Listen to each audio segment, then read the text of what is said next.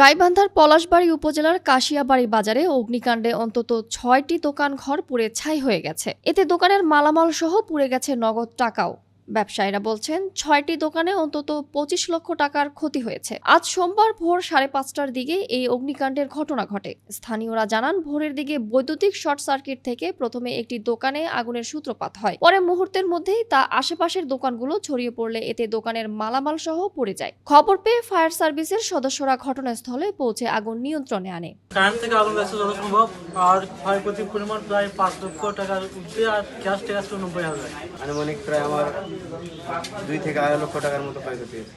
আমার দোকানে প্রায় ৭ লক্ষ টাকার মাল ছিল। ৭ লক্ষ টাকার ভিতরে আমার মনে করেন যে ম্যাক্সিমাম কাপড়ই পুড়ে গেছে। আগুনের উৎস কারেন্ট থেকে আগুন লাগছে।